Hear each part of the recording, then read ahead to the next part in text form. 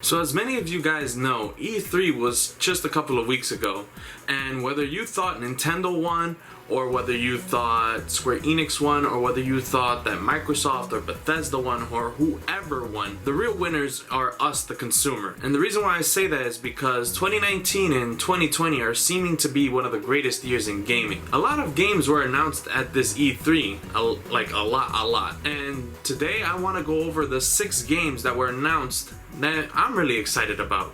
So without further ado, let's begin. So while I was watching the E3 conference, I was kind of growing tired of seeing the nitty-gritty games, the shooters, the bloody hell, the zombies, all these things. I was getting a little tired of it when all of a sudden a bright, colorful man walks up to the screen, and then all of a sudden a huge group of colorful people with every color in the Skittles rainbow running behind him, and I was immediately hooked into it. Then they began dropping like flies when they ran into this brush, and my lord, it was love at first sight. Fall Guys is a battle royale game, and while that did turn me off for a while, I saw that the game looked to be a different spin on the battle royale formula. Instead of you fighting and killing other people, it's just everyone trying to survive an obstacle course. And I don't know why, but that really clicked with me. Maybe it's because of the fact that everything is so colorful and it looks like the most adorable thing ever. But after watching a more in-depth showcase of the game, I knew for a fact that I was gonna get hooked into it. I know that the game is still being worked on and there's room for more stuff to be added into the game, so I'm really excited to see what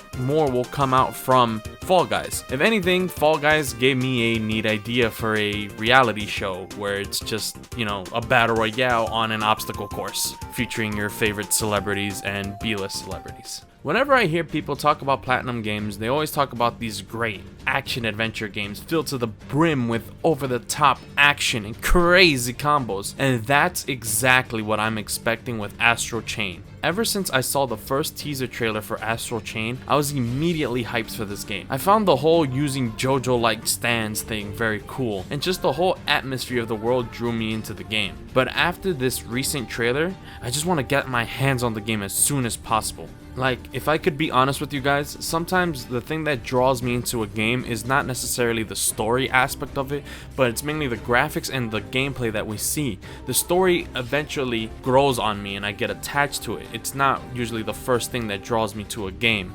sometimes. But from what I've seen in the gameplay trailer, the action, it looks so damn good. The possession of the enemies looks like a cool mechanic a la Mario Odyssey where you throw Cappy on people, and I can't wait to see what crazy new things can come out of it. Like, you're attacking an enemy with your stand and then they're on low health, so you can capture them and then you can use that enemy to mess up all the other enemies. The only issue that I have with this game is that it's coming on the Switch. Now, that's not to say that I hate the Switch. I actually love the Switch a lot. It's a good console, it's a good concept, and I love the Switch in general. It's just I have a little anxiety and a little worry that my Switch will erupt into flames with all the graphic particles and all the crazy action that's going to be going down. But the game is being made for the Switch, so hopefully that won't happen. Okay, so I have never played Luigi's Mansion 1 or its sequel Dark Moon, and I know it's crazy to say this, but I am very excited for Luigi's Mansion 3. Luigi is one of my all-time favorite Mario characters and my favorite Mario brother. Being the younger brother, I always gravitated towards him, so after seeing the E3 trailer of Luigi's Mansion 3 and all the new mechanics that game is going to bring, I am honestly very, very, very excited to dive into the game just right now. The main thing that really drew me into Luigi's Mansion is just Luigi himself. He's one of those few Nintendo characters that has a personality, and it really shows in the Luigi's Mansion games. The game looks like it's just oozing with personality, and it's looking like it's going to be a very fun adventure with very memorable set pieces. I hope. The new mechanics also look pretty interesting, like Luigi and the Slam. These things look very simple, but I can't wait to see how Nintendo will use these mechanics in very fun and interesting ways. Plus, I hope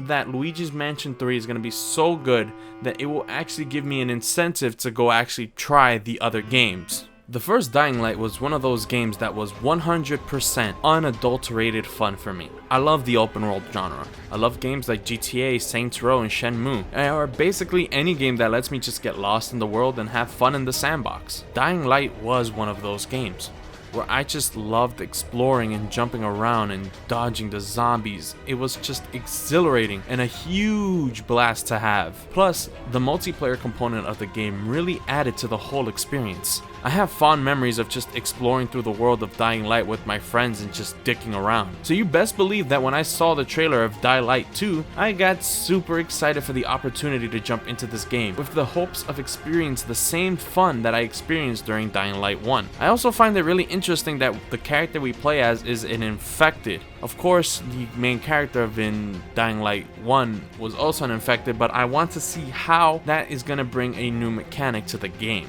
you know, if it will bring any at all. But I do know no matter what, Dying Light 2 is going to be a day one cop for me and my buddies, and I'm just going to be having a blast with that game.